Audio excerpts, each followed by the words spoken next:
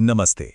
क्या आपने कभी सोचा है कि भारत का संविधान, जो दुनिया का सबसे लंबा लिखा हुआ संविधान है, असल में कैसे बना? ये सिर्फ भारतीय सोच का नतीजा नहीं है। आज हम एक ऐसी ग्लोबल यात्रा पर निकलने वाले हैं जिसने इसके हर एक पन्ने को, हर एक अनुच्छेद को एक शक्ल दी है। तो एक सवाल जो हमेशा उठता है और शायद आपने भी सुना होगा, क्या भारत का संविधान बस एक उधार का थैला है? मतलब क्या हमारे संविधान बनाने वालों ने बस दुनिया भर के संविधानों से चीजें कॉपी पेस्ट कर दी? चलिए आज इसी सवाल की गहराई में उतरते हैं। सरदार पटेल भारत को एक करने वाले महान नेता। उनका ये जो बयान है ना, ये दिखाता है कि संविधान बनाना कोई आसान काम नहीं था। वहां बहुत गहरी बहसें हुईं, असहमतियां थीं और एक मजबूत आजाद भारत बनाने का जुनून था। ये सिर्फ नकल करने से कहीं ज्यादा था। ये एक नए देश की नींव रखने जैसा था। तो आज हम क्या-क्या देखने वाले हैं? हम एक तरह का संवैधानिक वर्ल्ड टूर करेंगे। हम ब्रिटेन और अमेरिका के दिए गए ढांचों से शुरू करेंगे, फिर यूरोप और कनाडा से आए जरूरी आइडियाज को समझेंगे और आखिर में देखेंगे कि कैसे दुनिया के दूसरे लोकतंत्रों ने इस महान दस्तावेज को बनाने में अपना योगदान दिया। तो चलिए शुरू करते हैं। सबसे पहले इस पूरी प्रक्रिया के पीछे की सोच को समझना बहुत जरूरी है। देखिए, लक्ष्य ये बिल्कुल नहीं था कि दुनिया के अच्छे विचारों को बस उठा लिया जाए। असल मकसद था भारत की अपनी अनोखी समस्याओं का हल खोजना। हमारी विशाल आबादी, समाज में गहरी असमानताएं और एक नए देश के तौर पर हमारी उम्मीदें, इन सब के लिए सबसे अच्छे समाधान ढूंढना था। आप इसे ऐसे सोचिए जैसे कोई बहुत ही कुशल मैकेनिक हो जो दुनिया की सबसे अच्छी कारों से पुर्जे चुन रहा है। वो हर पुर्जे को बहुत ध्यान से चुनता है और ये पक्का करता है कि वो भारतीय सड़कों के हिसाब से एकदम सही हो, ताकि एक ऐसी गाड़ी तैयार हो जो पीढ़ियों तक चले। बस यही थी अनुकूलन की कला, नकल नहीं। ठीक है, अब आते हैं उन दो सबसे बड़े खिलाड़ियों पर जिन्होंने भारतीय संविधान की नींव रखी।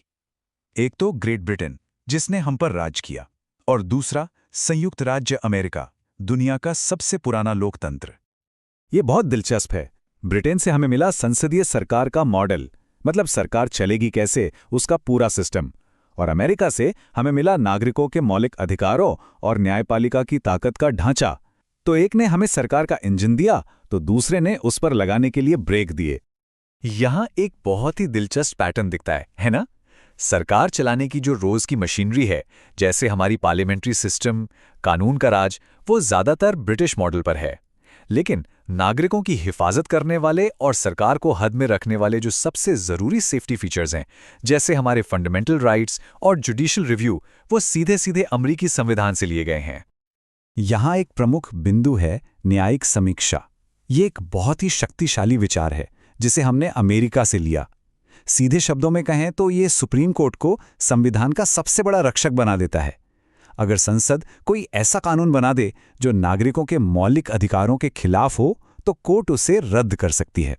ये सरकार की ताकत पर एक बहुत बड़ा कंट्रोल है जो लोकतंत्र को जिंदा रखता है।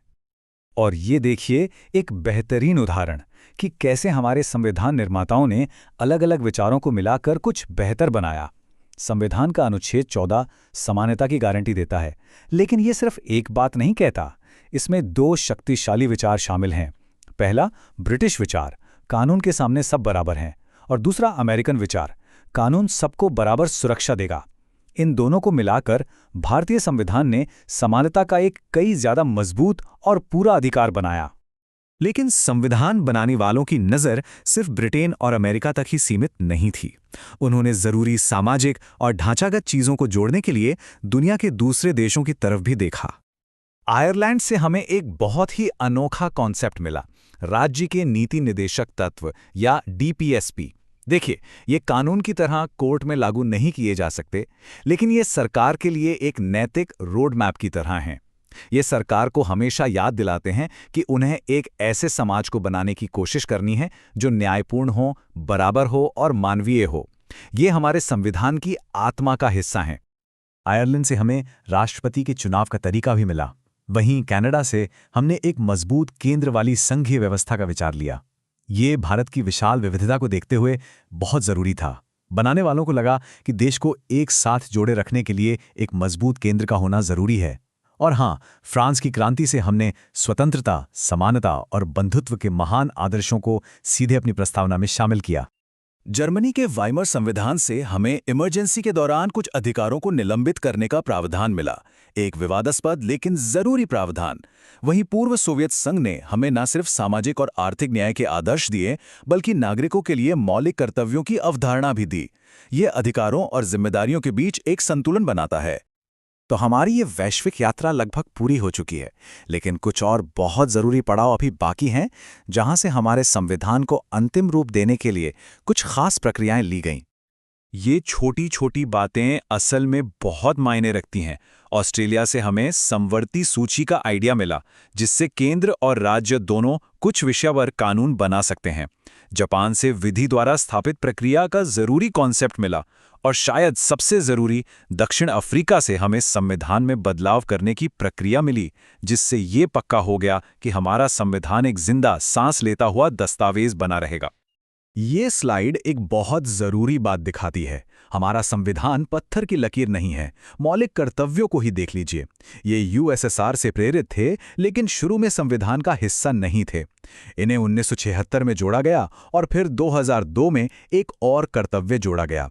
ये दिखाता है कि हमारा संविधान भारत के समाज के साथ साथ कैसे विकसित हो सकता है और बदल सकता है। तो चलिए इस पूरी संवैधानिक वर्ल्ड टूर का सार निकालते हैं और उन सबसे जरूरी बातों को दोहराते हैं जो हमें हमेशा याद रखनी चाहिए। तो हमने क्या सीखा? हमने देखा कि भारत का संविधान सिर्फ नकल नहीं, बल्कि एक शानदार अनुकूलन है। हमारे संविधान निर्माताओं ने दुनिया भर के लोकतंत्रों से सबसे अच्छी चीजें ली। ब्रिटेन से संसदीय प्रणाली, अमेरिका से अधिकार, आयरलैंड से सामाजिक दिशा निर्देश, और उन्हें एक ऐसे धागे में पिरोया जो पूरी तरह से भारतीय है। तो मैं आपको इसी सवाल के साथ छोड़कर जा रहा हूं, क्या भारत का संविधान दुनिया भर के विचारों का सिर्फ एक पैचवर्क है, या ये एक अनोखी भारतीय सफलता की कहानी है जो दुनिया के ज्ञान से बनी है, लेकिन जिसकी आत्मा पूरी तरह से भारतीय है? इस पर जरूर सोचिएगा।